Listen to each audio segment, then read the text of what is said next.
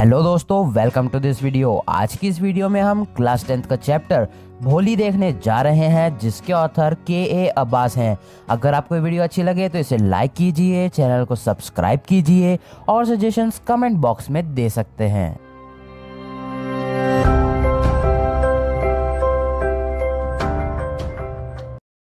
एक लड़की थी जिसका नाम सुलेखा था, पर सब बचपन से उसे भोली कहते थे। वो नुमेदार रामलाल की बेटी थी। जब वो 10 महीने की थी तो वो गिर गई और उसका ब्रेन थोड़ा डैमेज हो गया। तब वो बाकी बच्चों जितनी समझदार नहीं हो पाई।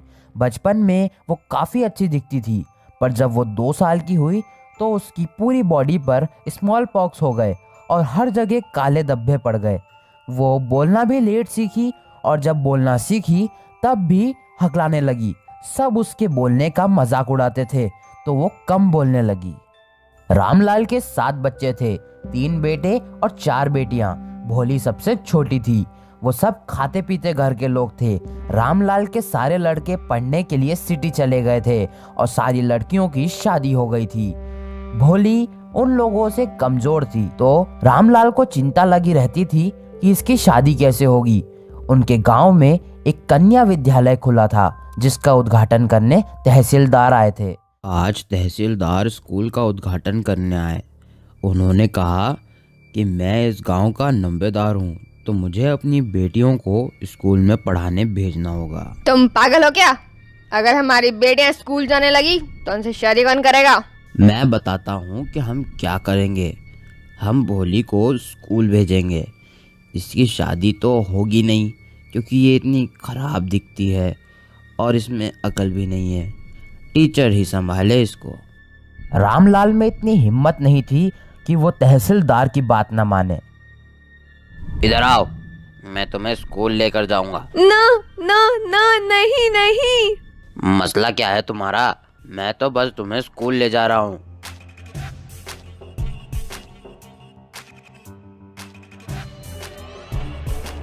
अरे इसको थोड़े ढंग के कपड़े पहना दो, वरना लोग हमारे बारे में क्या क्या सोचेंगे।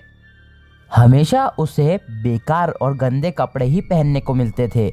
आज पहली बार उसको नहलाकर अच्छे कपड़े पहनाए और तेल लगाकर बाल भी बनाए। तब उसको लगा कि मुझे कोई अच्छी जगह ले जाया जा रहा है। रामलाल भोली को स्कूल ले गया और हेड मिस्ट्रेस के पास छोड़ दिया।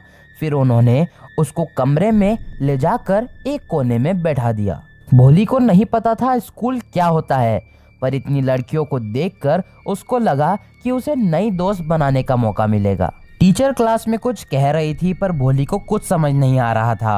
वो दीवार पर लगी तस्वीरें देख रही थी। दीवार पर लगी तस्वीरों में ब्राउन घोड़ा था, बिल्कुल वैसा जैसा तहसीलदार के पास है।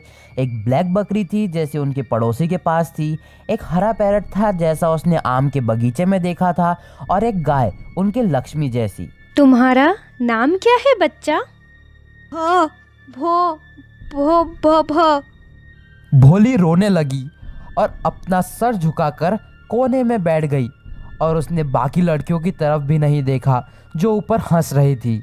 जब स्कूल की छुट्टी हुई तब भी वो कोने में बैठकर रो रही थी। भोली, उठ जाओ, चलो अब अपना नाम बताओ। भ भ भ भो भो। बहुत अच्छे, बहुत अच्छे। चलो अब अपना पूरा नाम बताओ। भ भ भो भो भोली। अरे वाह, बहुत अच्छे। अपने दिल से सारा डर निकाल दो, फिर तुम भी बाकियों के जैसे बोलने लग जाओगी। सच्ची? हाँ हाँ, बहुत आसानी से। तुम्हें बस रोज स्कूल आना है। तुम आओगी ना? हाँ।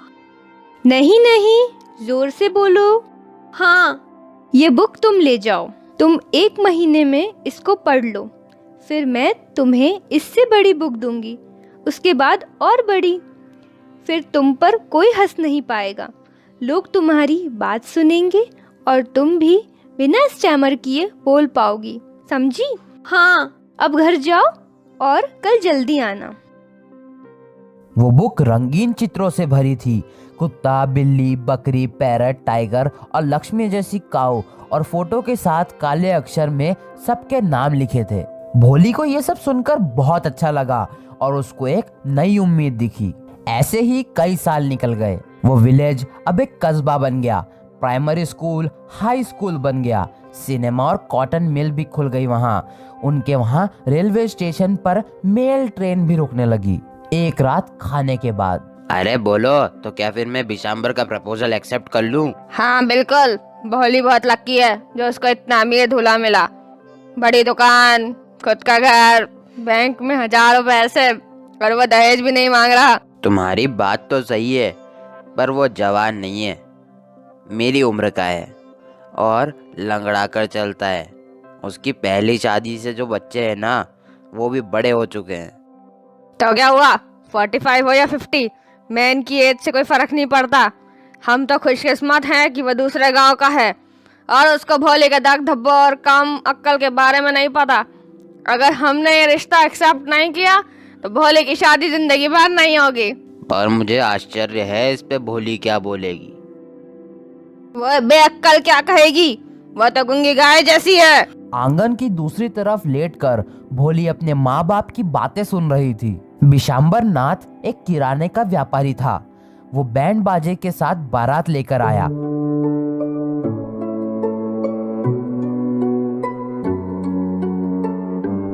रामलाल ने कभी नहीं सोचा था कि उसकी चौथी बेटी की शादी इतनी ग्रैंड होगी। भोली की बड़ी बहन भी उससे जल रही थी उसकी शादी देखकर। दुल्हन को लेकर आओ, मुहूर्त निकला जा रहा है। उसने लाल रंग की साड़ी पहन रखी थी। बिशाम्बर ने दुल्हन का चेहरा देखा तो वो रुक गया। उसने जैसे ही उसके चेहरे के दाग देखे, उसने शादी करने से मना कर दिया।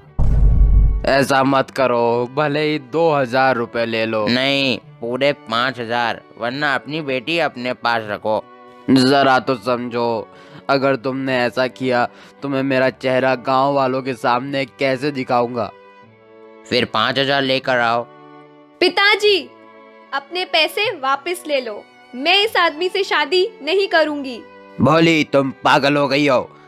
तुम्हें हमारी इज्जत की कोई परवाह नहीं। तुम हमारा नाम खराब करना चाहती हो।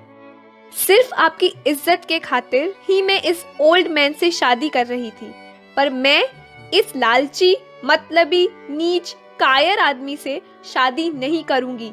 बिल्कुल नहीं करूंगी। कितनी बेशरम लड़की है ये, हमें तो लगा ये सीधी सादी गूंगी गाय है।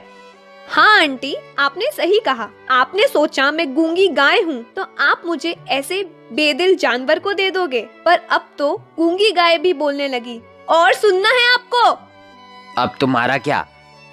अब कोई तुमसे शादी नहीं करेगा।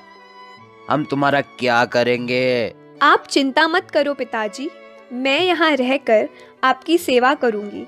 जिस स्कूल में मैंने पढ़ाई करी उसी में पढ़ाऊंगी।